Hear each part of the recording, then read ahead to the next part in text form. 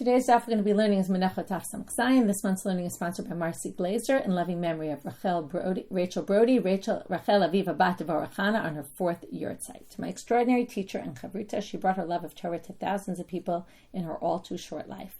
A lover of Midrash, she still invited me on this Daf Yomi journey. All of my learning is dedicated to her. Okay, we're going to get started today with a continuation of where we were yesterday with Rava. There's a study guide. I'm going to share it while I teach because it'll help organize the sugya for you, hopefully.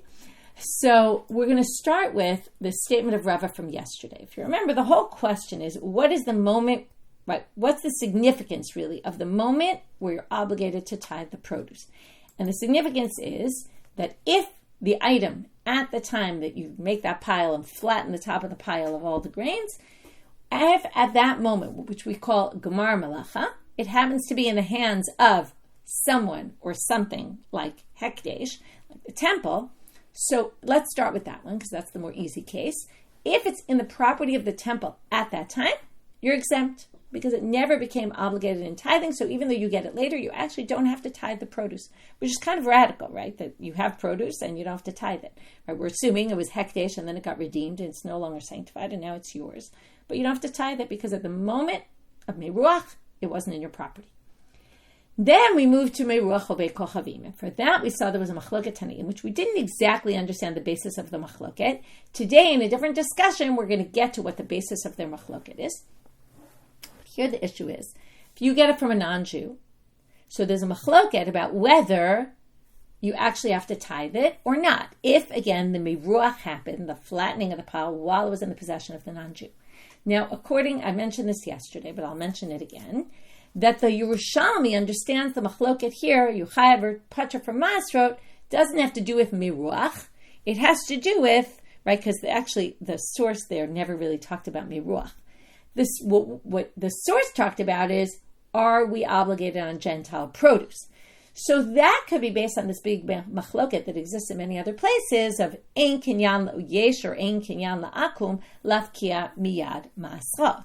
Is when the akum lives on land in the land of Israel, does he uproot the Kedushat Haaretz, and obviously the Kedushat Haaretz is still there, but for the sake of Truma Masrot, and therefore it's not obligated in Truma Masrot. So even though you buy it later and it's produce that came from Israel, since it was owned by a Gentile, there's no obligation because they uprooted when they bought the land. It no longer has a chiyuv of Truma Masrot, and that would be a reason to say it's exempt.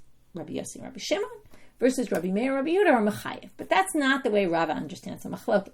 Rava understands the machloket that everybody thinks the produce that was grown in the land of Israel, everyone in this machloket thinks produce from the land of Israel is always obligated in Trumot Masrot, theoretically, or in other words, there isn't a kinyan, the fact that the Gentile owned the land didn't exempt it from tithing.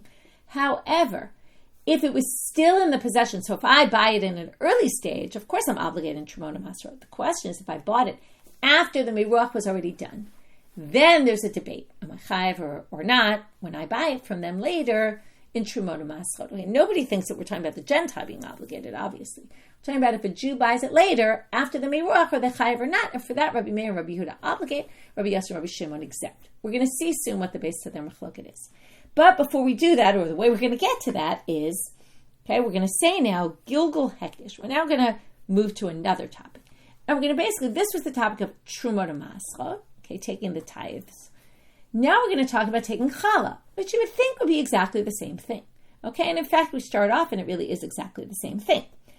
Now, Gilgul Hekdesh means at what point are you obligated in challah? If we do an analogy, Meruach, the flattening of the pile, is to Trumot Masrot, like Gilgul, which is the kneading of the dough, is to challah. Okay? Same thing, we're going to assume, well, that's going to be the question. But for sure with Hekdesh, it's exactly the same. And that Rava takes as a given. Gilgul Hekdesh Poter. For sure, if when the dough was kneaded, it was in the possession of Hekdesh, of course, you're exempt. Ditznan, how do we know? Mishnah and Chala. Here it's very explicit, although the wording is a little tricky, and that's why I made these little timelines here to show you. Okay? Ditznan. Hikdisha isata ad shelo gilgala upida'ata. Okay, if you sanctify the dough when it was still in your possession, And then, you sanctify it, then it was in your possession, obviously. You sanctify it when it's in your possession. I sanctified it was in my possession. Then it's now Chodesh, okay? Hikdisha. I made it belong to the temple. Then, okay, it says, Ad shaloni galgala upidata. Now, it's a bit of a strange language.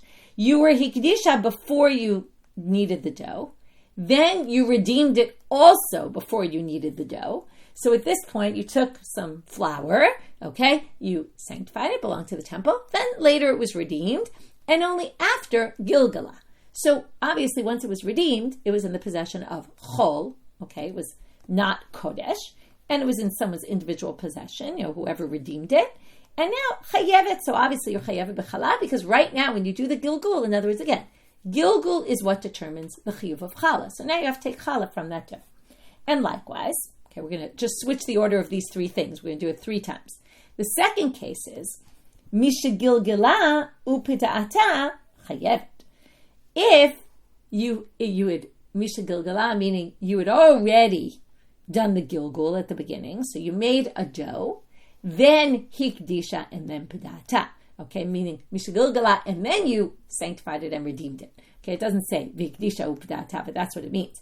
Everything was done after the Gilgul happened when it was in your own possession. Then again, it was in Chol. It was not sanctified at the time of Gilgul, therefore Chayav and Chala.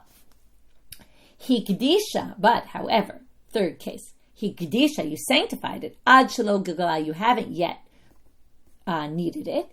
Vigilgila Gizbal. And then, now who's doing the Gilgul? Obviously the Gizbar, the person in charge in the temple, because it belongs to the temple. V'achar kach pedata, and then it was redeemed after. You can see where this is going. P'tura, then you're going to be exempt from Chala. Why? Shebishat chovata hayta p'tura, because at the time it became obligated in Chala, it was exempt because it was in the hands of Hekdesh. So even though you later redeem it, you're chayav. Okay, this matches exactly what we saw by Miruach. They just went into a few very detailed cases. But by Rava. But here comes Rava's big question, and this is going to basically take us to the next Mishnah, which is at the end of today's daf. So Rava asks, Gilgul Ovei Kochavim Mai. What about Gilgul of an Ovei Kochavim? Can we make the exact same comparison? And we'll see in a minute why we would think that. Yes or no. So he says, Mitnatna. Now it says in the Mishnah, again in Chala, what does it say in the Mishnah? Ger shenit gayel. Okay, a convert who converts. Okay, obviously, if they're a convert, they've converted. But here we're talking about they converted somewhere in the process of making the dough. Vaitalo isa. Okay, and he had a dough, this ger shenit gayer, right? In the middle of his conversion process, busy making a dough. Nasa ad shalom nit gayer. Okay, it doesn't have to be in the middle, but you'll see why I said in the middle in a minute. Nasa, if it was done, meaning if it was needed, that's the Gilgul here. It was needed ad shalom nit gayer, before the conversion. Patul. Misha nit gayer chayav. Okay, this is pretty clear. If it was Gilgul before, then the person's going to be exempt because the Gilgul happened when the person was not yet Jewish. And then that exempts the whole Chala, because same thing as Hekdesh. If it was in the possession of Hekdesh, it was in the possession of a non-Jew. Misha nitgayer, but if the Gilgul happened after the conversion, then chayav. Okay, because even if, let's say, they had the wheat before, they had the flour before, all that, that's irrelevant. What's relevant is when is the chiyuv of chala kick in? That's when you do the Gilgul, the making of the dough.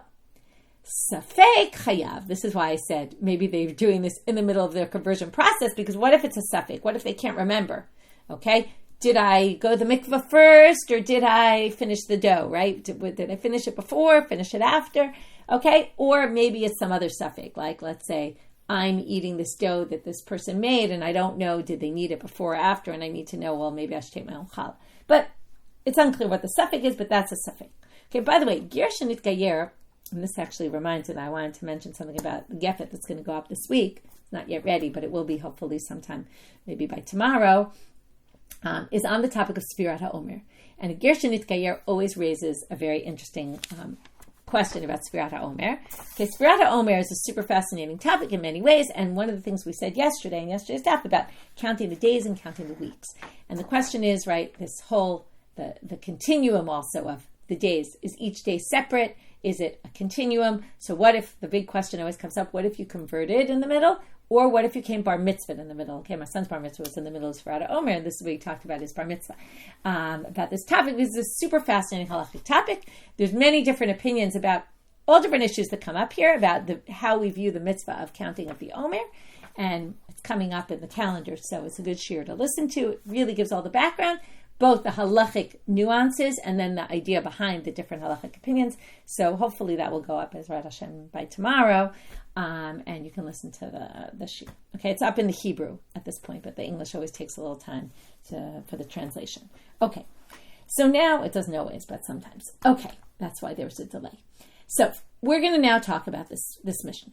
So the Mishnah seems very clear. Now Rava asked, right, Gilgul Ovei Kochavim Mai. So what's his question? Here's a Mishnah, right? He says, well, it says in the Mishnah that just like Gilgul Hekdesh, Gilgul Ovei Kochavim is going to exempt you from taking the challah. However, his question is this. Man Katanila. Now notice this has no name associated with it. Now if we go back for a minute to the Meruach Ovei Kochavim, there's a machloket. Rabbi Meir and Rabbi Yehuda said you're still obligated. And Rabbi Yosef and Rabbi Shimon said you're exempt. So the question is, this Mishnah, when it exempts this ger from doing challah, if the dough was needed when he was still not Jewish, or she was not Jewish, the question is, who's the author of this Mishnah? Ha-man katanila. Okay, here are the two possibilities, and here I charted them out. Either we say, divrei hakolhi, either we say the Mishnah is according to everybody, and even though they had a machloket in Truma, they might not have a machloket when it comes to challah. And now, through analyzing why you would think this would be, we're going to say what was the reason for truma and what's the reason for challah. Okay, and that they're different because the psukim are different. So let's read now how this explanation. Afilu Rabbi Meir v'Rabbi Yehuda kamachai ve'hatam patrei hacha. You could say, again, this is just option one. You could say that even though Rabbi Meir and Rabbi Yehuda made you obligated in the previous case and said, even though the meruach happened in the hands of the Gentile, the Jew still has to take the truma to maskot. That's because of drashot from the pasuk. Hatamu dichtiv degancha degancha yetera. Okay, it mentions 3 times the word degancha. One in Dvarim Yubet, reshit degancha. Maaser degancha. Okay, your grains, which remember, your means yours and not hekdesh, not if it belongs to a non-Jew. Then it says it again. Maser degancha tiroshcha v'yitzarechen for Yud, and then it says it again. Reshit degancha goes to the Kohen in Dvarim Yud Chet. Okay, so we have 3 mentions of it. So they say there's 2 that are really extra unnecessary. Normally we'd say degancha means not a Gentiles, right? Not hekdesh. But since it's repeated, what we say is, right, it's like a double negative. When you have a miut and then another miut, only yours, well, that must include some case. What does it include? Afilu of de kochavim. And now we get the reason why Rabbi Meir and Rabbi Yehuda were mechayev there, or at least a possible reason. Why they said meiruach in the hands of an ovei kochavim are actually chayav, because there's a riboy, the word degancha appears multiple times. The fact that it appears again comes to actually tell you that it includes a case that you would have thought would be excluded. Now, what about in challah? Now, in challah, the word arisotechem, which is just like degancha means your grains, and arisotechem means your doughs. Okay, now that word is also repeated. Okay, so you're going to think, now this is tricky because we just said degancha is repeated, but arisotechem, we're not going to say that because each one is needed for some other reason, which means we don't view this as, oh, there's an extra one, and we're just going to say, oh, that actually includes. So the psukim are in Bamidbar chapter 15, verses 20 to 21. It says, Reshit arisotechem, notice, because we're going to come back to this, both Reshit degancha, Reshit arisotechem, they both have this, the first of your, okay? Reshit arisotechem chalat tarim u'truma, ketrumat goren ken tarim u'ota, me Reshit arisotechem titnu la'Hashem truma l'dorotechem. So you see arisotechem is repeated, but they say here, Aval, but it's not the same. Hachat trezim ne arisotechem ktiv. Chad arisotechem kidei isatchem. V'chad arisotechem v'lo isat of dekochavim v'lo isat hekdesh. Let's start with the last one because that's what we were looking for. One comes to just simply exclude not an isa of a non-Jew and not the isat hekdesh. You're going to be exempt. But there aren't 2 extras because the first one is not coming also for the same reason. The first one is coming to say how big. Now this is something anyone who makes challah knows that there's a minimum amount required of flour in order to be obligated to take challah. This comes from this pasuk, arisotechem, your doughs, They say kidei isatchem. It has to be the size of your dough. It's not just any time you take challah. It has to be a significant size. Now, what's that size based on? Well, since this was given in the desert, this commandment, it's based on the size of their loaves in the desert. What were the size of their loaves based on? The size of their loaves were based on the man. And the man was the size of an omer. An omer is a measurement, even though we were talking about the omer, it's not the same omer. An omer is a measurement. There's a big debate, and this is why you might know if you do make challah, right? There's a big debate about how much exactly. Okay, this is based on a few things. Number one, there's a debate about how big an omer is. Is it a kav? Is it a kav v'chetzi? Is it 2 kav? Okay, that's already, right? Those are different volume measurements. Then the shiurim at a certain point change. So it has to be a fifth larger than that. So they actually conclude halachically that it is a kav, but it's a fifth more. So it's, or a quarter more. I forget exactly how they get, but they get to 5/4, 5/4, 5 quarters. Okay? So 5 quarters of a kav, so it's 1 1/4 of a kav. That's the amount. But the question is, as all shiurim, what is 1 1/4 kavim in our measurements today? There's always a debate about the measurements, and that's why there's this range, and that's why there's this, because of these debates, also there's, sometimes you take challah with a bracha, sometimes you don't take it with a bracha, depending on the size. Okay, that all comes from here, but it's not our topic. We're not going to go more in depth than this, but this was, I didn't want to just ignore it because I know it's something that's very relevant to many people.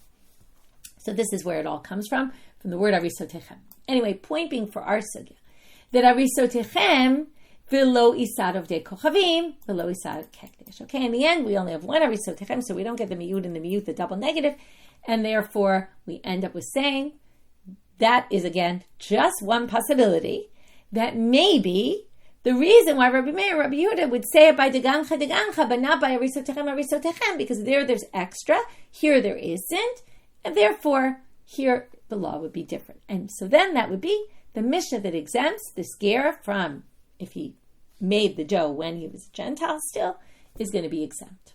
Okay? According to everybody. However, option 2 is Dilma, or perhaps Rabbi Yosef, Rabbi Shimon Katanela, de Kapatre, Aval Rabbi Meir, Rabbi Yehuda. Okay, let's stop for a second. Maybe the Mishnah that we just read here about challah is only Rabbi Yosef and Rabbi Shimon, who were the ones who exempt in the previous section, right? So in Meiruach we had this braita where we see a machloket. In challah we have a braita with a Mishnah, without a name. Maybe it's only Rabbi Yosef and Rabbi Shimon. Now, according to what we just said, though, only in degancha do you have miyud achar miyud. So, and then you're going to say, oh, well, that's why Ovdei Kochavim. But why would Rabbi Meir, that's why you're going to be chayav in Truma. Why would Rabbi Meir and Rabbi Yehuda say here that you're chayav also in challah? Disagree with them.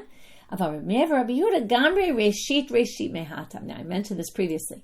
The word reshit arisotechem and reshit degancha. That makes it gzera shava. So maybe Rabbi Meir and Rabbi Yehuda have a gzera shava that basically says, once you get the degancha is also for Ovdei Kochavim. Again, it's not for them, but it's if the Meiruach happened when it was in their possession and then a Jew bought it or was given it, they're obligated to tithe. Likewise, so once we have Reshit Degancha, we could say the same thing is true for Reshit Arisotechem. So we don't care that each Arisotechem is needed for something. That doesn't matter. We can still say whatever's true for there is true for there because of the Gzera Shava. So that's Rava's big question. Is the Mishnah according to everybody? And then we would distinguish between Challah and Truma? Or do we not distinguish between Challah and Truma and Machloket Sham, Machloket Kan, right? The same way there's a Machloket there, there's a Machloket here. That's Rava's question. Rava was so bothered by this that Rava then said, Amar Rava, Yehe Rava, De'achze Bechelma. Wow, I wish I could see in a dream what the answer to this question is. Okay, you really wanted to know. Doesn't say whether he actually saw in a dream or not, but Hadar Amar Rava. Rava comes back later and comes up with an answer to the question. And he says very simply, Man Amar Miruach Ovei Kochavim Potel, Gilgul Ovei Kochavim Potel. Who the one who says it's exempt there too. And Manda Amar Miruach Ovei Kochavim Eino Poter. And the one who says, which is our question, Rabbi Meir and Rabbi Yehuda, who says you're obligated, it doesn't exempt the Miruach Ovei Kochavim in the Truma case. Gilgul Ovei Kochavim Eino Poter. Also in the Challah case, it's not going to exempt. And basically Rava concludes just the same machloket there exists here as well, even though the Mishnah doesn't mention it. Okay, we could have ended here. That sounds good. But what we're going to do in the next section is bring two difficulties. I'm going to show you here, and then I think I'll stop sharing my screen, but you can follow here if you like in the study guide. We're going to have two difficulties from Brightot, and they're each going to be from inferences made from the Bright. I will tell you from the beginning, the first inference is a bit of a stretch. The second inference is pretty clear. And then we're going to resolve the second difficulty.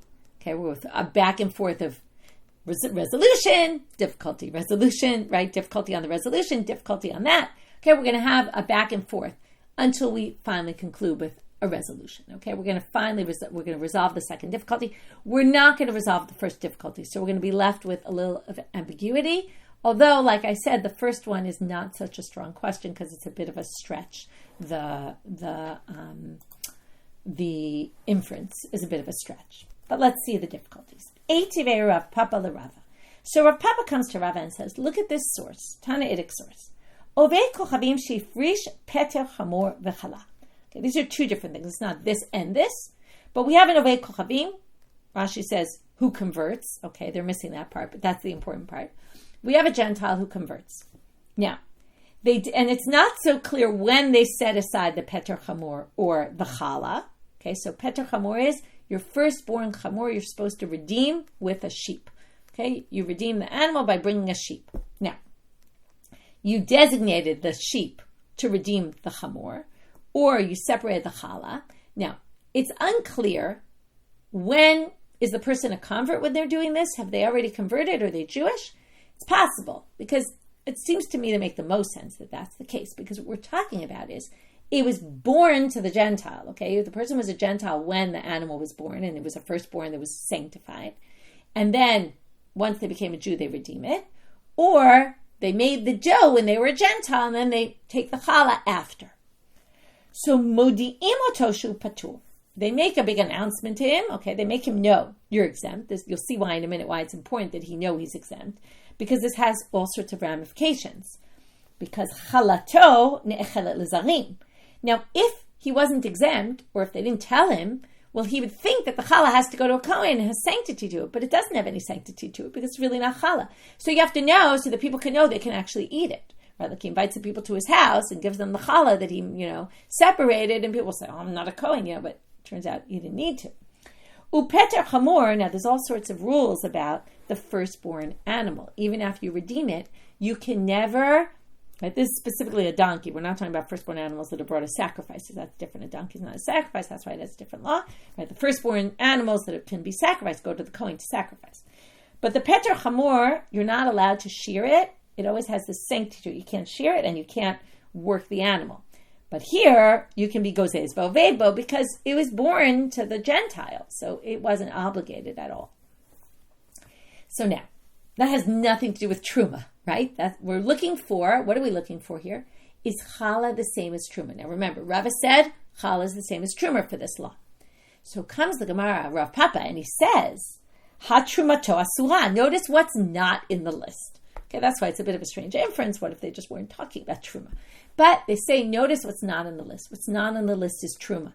Makes it sound like if he were to have tithed the produce, though, if the meruach happened when he was a non-Jew, and then later he became a Jew, and then tithed the produce, it sounds like ha trumato asura. If it was truma, it would be forbidden, because otherwise that would be listed here as well. So it's a bit of a stretch, but it's possible. So now they say, now, who does this go according to? Now, what we have to prove is that the person, we want to know, Rabbi Yehuda, Rabbi Meir, who basically say if it's in the hands of a Gentile during Meruach, you're still obligated, which is what we're going to say here. Yet, what do you see? You're not obligated in challah. Okay, there's no challah there. And then we're going to show against Rava, who basically said the same. It's the same. So that's what they say here. Right?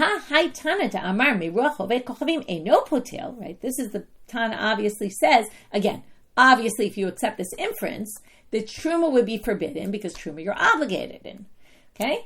Forbidden meaning forbidden for a non-Kohen because the truma is actually valid. And Gilgul Ovei Kochavim is patur. So you see they distinguish between truma and challah. Ve'od. And furthermore, here comes the second difficulty Rav Papa raises. Oh, actually it's not Rav Papa. This time it's Ravina. Eitive Ravina l'Rava. Ravina brought a difficulty to Rava. Chalat oved kochavim ba'aretz. Okay, what this means is the chala of an oved kochavim even in the land of Israel. Okay, also in Chutz La'aretz. We all know chala is an obligation also in Chutz La'aretz. Well, at least those who live in Chutz La'aretz know that they have to take chala. Okay, but they're saying even in Israel, where it would be maybe more important because it's from the land. So chala in Israel, even in Israel, utrumato b'chutz la'aretz. Now here the inference is going to be clear because here it says, and the truma in Israel, only outside of Israel.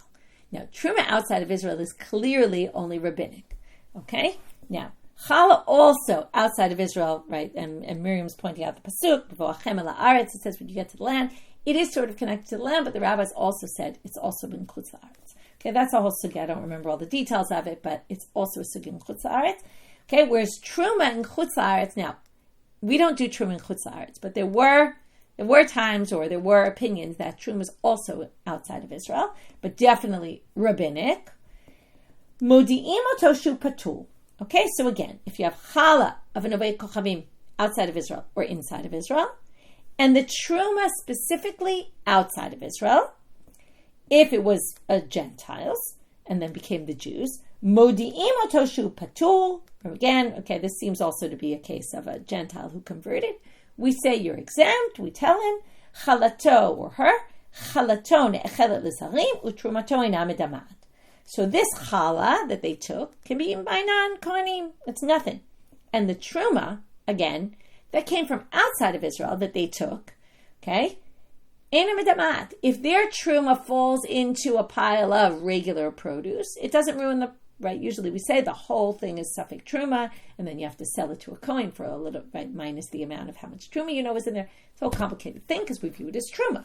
But it doesn't create a problem. Now, what do you see from here? The obvious inference, this is definitely more obvious, ha-truma tova aretz, but what if it was truma in the land? It sounds like asura umidamad. It would be completely truma, even though the person was a Gentile at the time the Meruach HaKri happened. Yet they'd be obligated. That's exactly Rabbi Yehuda and Rabbi Meir who were obligating. And midamad, and it would cause a problem of the mixture if it fell into another. That's just a ramification of the halacha. Now, again, the Hai Tana de Amar Meruach Oved Kochavim Eno Potel. What do you see here? The Tana who says that Meruach Oved Kochavim, when it comes to Truma, it doesn't exempt you. You're still going to be obligated. If the Meruach happened when it was in the hands of a Gentile, but now it's in the hands of a Jew, they have to tithe. And yet, Gilgul Oved Kochavim Patur. What they say about Chala, whether you're in the land or whether you're not in the land, doesn't matter. No matter what, it's not Chala. So there's a clear distinction made between the two cases.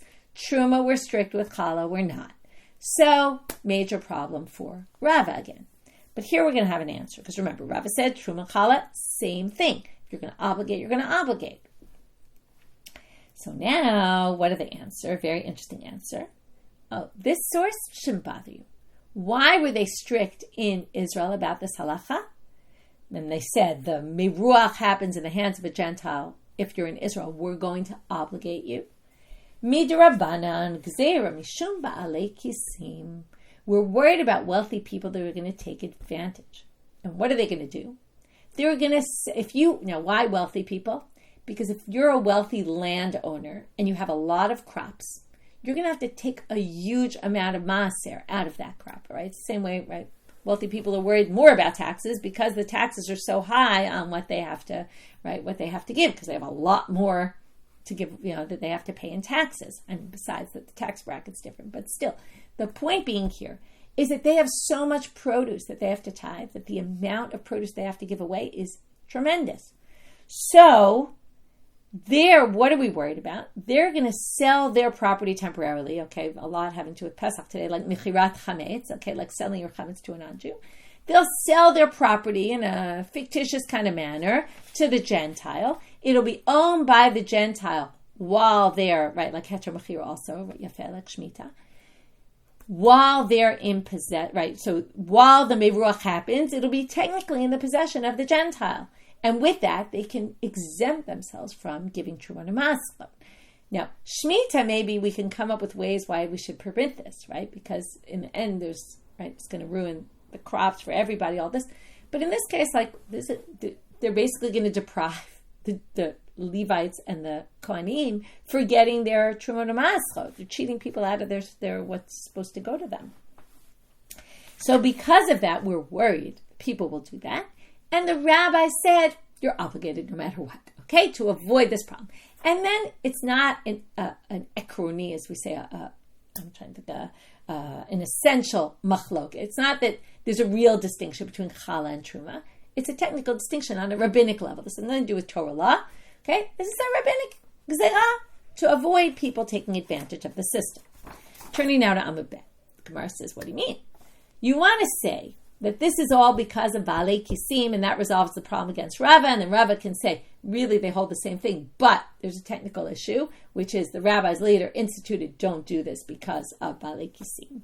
But, Ihachi, in other words, in this source, right, this source basically says that, then this, by the way, then, I should just clarify, this would actually be Laban Damar Patur. This isn't according to Rabbi Meir and the rabbis. It's Rabbi Meir and Rabbi Yehuda. This isn't. This is actually the ones who exempt, because they exempted in Challah. They would theoretically exempt also in Truma, but they made Xera because people were going to take advantage, or maybe people were taking advantage in doing this. So the Gemara says, wait, you're worried about people cheating the system? And only in Truma? If you're worried about people cheating the system, why not worry they're going to cheat the system in Challah? Sell their doughs while they're being kneaded, right? Just before kneading, buy them back after kneading, and exempt, right? And you be exempt from challah. So ihachi afilu challah nami. To which they answer no, because this is a really interesting answer. Well,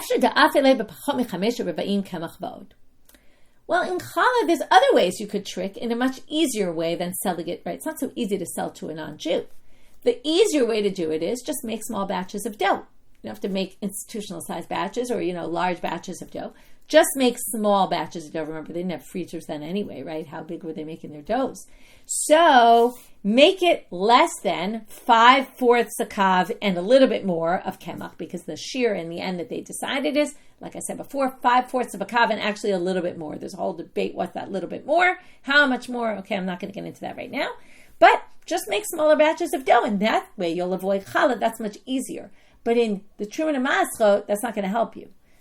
So they say, well, that's not either such a good answer, because if you say that, okay, then Truma Nami, Efshar Da'avid Lekid Rabbi Yoshaya. Also in Truma, there's an easier way to do it. Okay, and then we're going to say, then there's no reason to say so in Truma, and then we're back to square one, which is this source contradicts Rav, because there really is an essential distinction between Truma and Challah.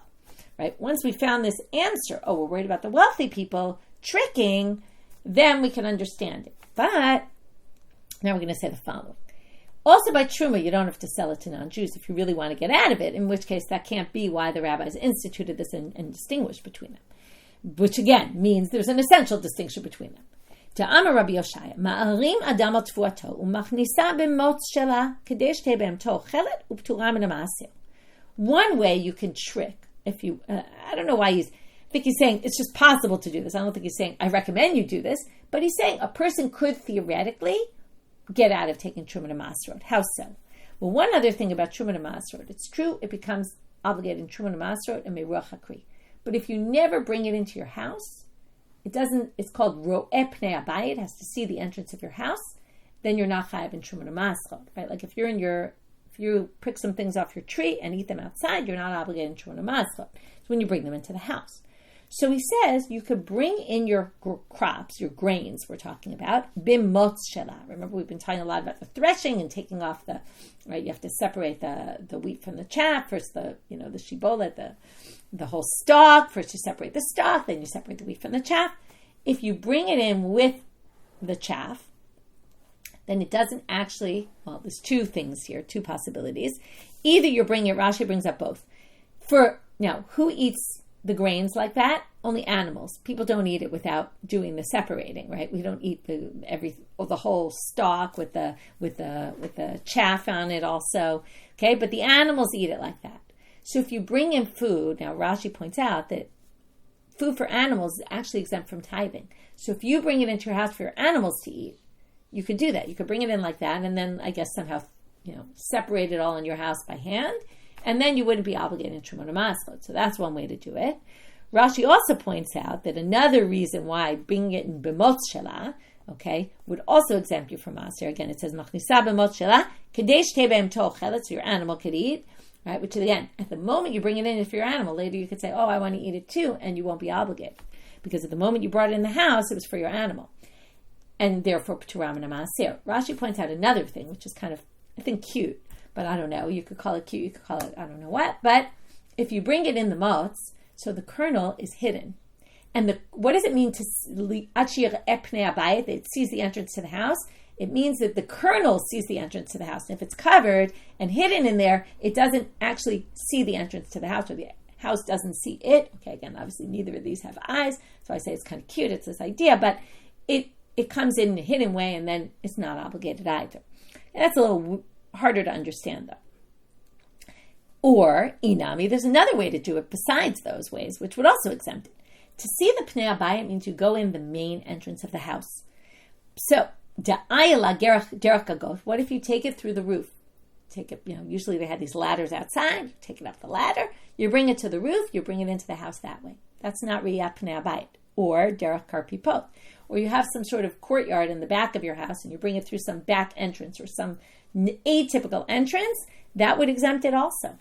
So by truma, you have we're now going to say that you have another option. Why would you sell it to a non-Jew if you could do it in these other much easier manners? To which they say, and this is very interesting in terms of what's great about these sugyas is human behavior and what we expect, right? We started with the gzeira, that the rabbis, or at least the suggestion that the rabbis forbade this whole thing of the Gentile or obligated in truma because they were worried about what people were going to do. They said, people will just use this as an out. Let's just sell it to the non-Jews, right? Worried about that. But now they say, if you have two choices, you're a landowner, and you can either sell it to a non-Jew or bring it in through your roof or your karpaf, or bring it in the while it's still, let's say, in bundles or without the wheat separated from the chaff. What would you prefer to? What would we expect you to do more, and why? Comes the Gemara and says we'd obviously expect you more to sell to the non-Jew. Why? Hatam b'farhesia. If you take it through your roof, all your neighbors are going to see you doing that. Or you take it with, while the wheat isn't separated from the chaff, everyone's going to see you doing that. It's going to be very noticeable. Zila be milta. It's embarrassing for you. You're not going to do something that embarrasses you to your friends. Everyone's going to say, look, Michelle's bringing in her stuff. She's trying to avoid taking truma to maskot. But, hacha b'tzina. But if I sell it to a non-Jew, I make an agreement with them, no one's going to know. No one's going to see that. And therefore, lo zila b'milta, it won't be humiliating for me to do, and I'll more likely do that, right? What would a person more likely choose to do, right? People have no problem sinning in a hidden way, right? But they might not want to, or trick people in a hidden way. They're more likely, right, to do that than to trick in a way that everyone's going to see. So again, they're not really, right? They're tricking. I mean, they are tricking other people. People say, "Oh, look, she's not giving truma to the Kohanim, to the Levites," right? Okay, so there you have a very interesting sugya in terms of what the rabbis are expecting people to do and what their reaction is. So in the end, just because this was a lot of back and forth, and that's why I organized in the study guide so you can see, but we started with Rava, who basically said, what's the story, right? Can we compare Meruach of an Akum where there's a machloket and say there's a machloket also by Meruach of, by Gilgul in Chala? And at first, the reason to say maybe there isn't is because we have this Mishnah that didn't mention there was a machloket, but it could be the Mishnah was just mentioning one side, and that was the question. And Rava said, yes, in fact, the Mishnah was only mentioning one side, and the same way there was a machloket in Truma, there's a machloket in Chala. We then brought two sources which seem to distinguish between Chala and Truma. The first one, it didn't really say anything about Truma, but we said the fact that it doesn't say Truma, we assume it's different for Chala, and therefore we get a distinction. And the Gemara never resolved that. But the second one, we said there's a reason to distinguish, because in Truma there's a concern people will sell it, and in Chala to the Gentiles, and that's why they forbade it only on a rabbinic level. But in Chala there's no such concern, because there's an easier way to avoid giving Chala, which is making smaller batches of dough, which there's not a parallel, even though they tried to find a parallel in Truma.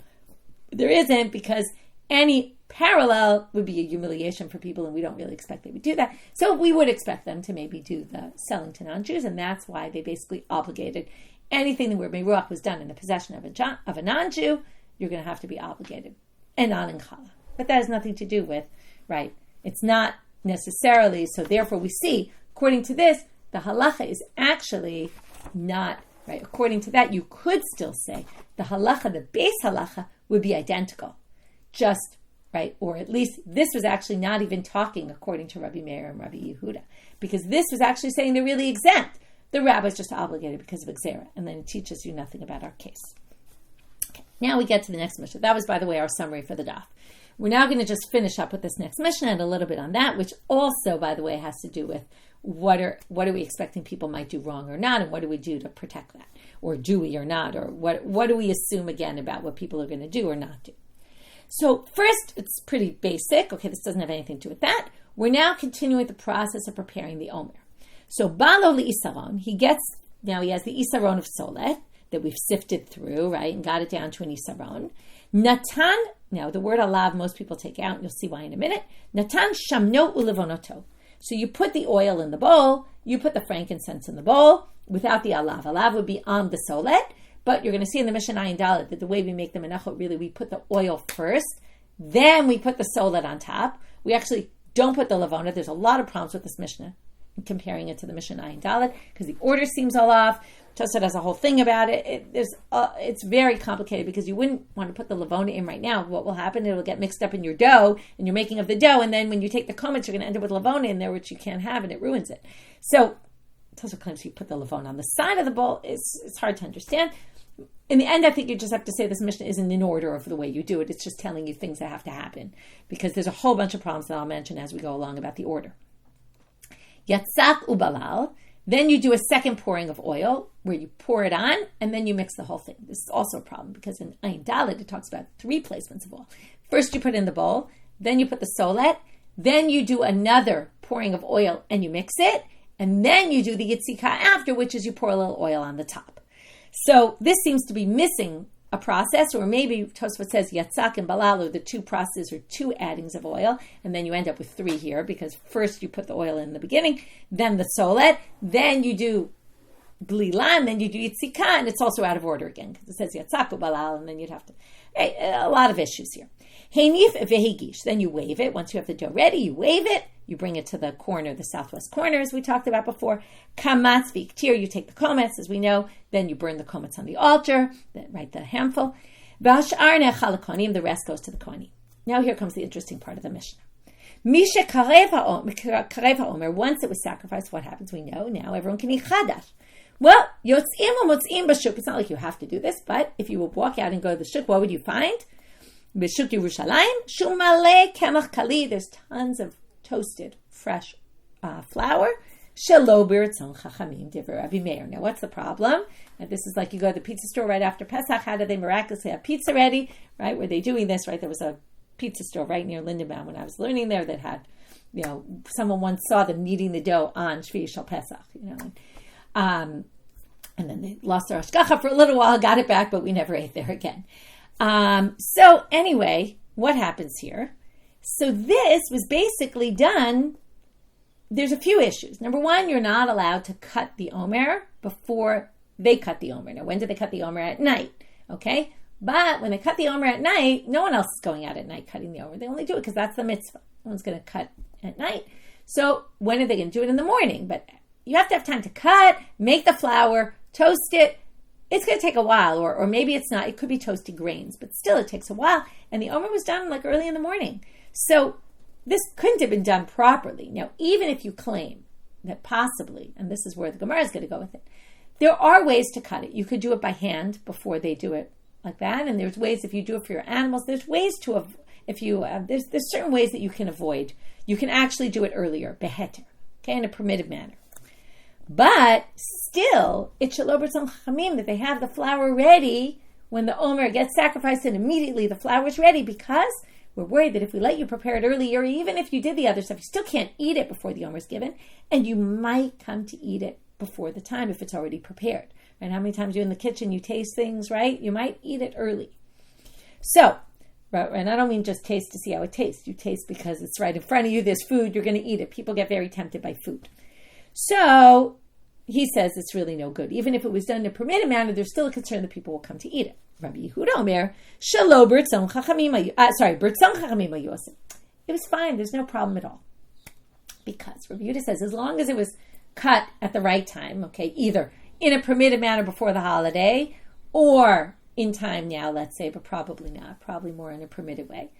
We're not worried. People will be careful not to eat it, okay? We're not worried, okay? This, again, the real topic of today and a lot of the sugyas that we saw, or at least the later sugyas, like, how much can people be trusted, right? Can we trust them? They're going to do the right thing, or do we have to put in precautionary things? And was this not, the rabbis were not pleased with anyone selling it right away. So now the Gemara is going to ask a question. With this, we'll finish with the question. But wait, in a different sugya, Rabbi Yehuda actually disagrees with the rabbis because he thinks people might eat. What is the concern? Has to do with chametz on Pesach. Uraminhu. Rabbi Yehuda Omer, Botkim or ba'asar, uba arba'asar shacharit, uba shapior. When do you do b'dika chametz? The night of the 14th, right? The day before, the night before Pesach. Now, if you didn't do it at night, that's or la arba'asar. Then you do it arba'asar shacharit. If you forgot to do b'dika chametz, do it in the morning. Uba shapior. You forgot to do it in the morning, do it by the latest time you can eat chametz. Make sure it's done by then. After that, you can't do it. Why not? What if it's Pesach? Or the time from, Erev Pesach when you can't eat chametz anymore.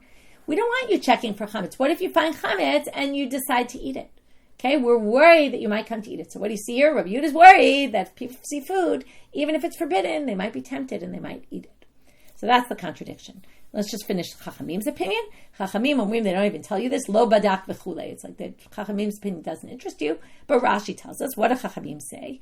If you didn't check b'toch hamoed, meaning, not moed, his holiday, in the time, the appointed time, meaning you didn't do it by midday on, by the morning of the 14th.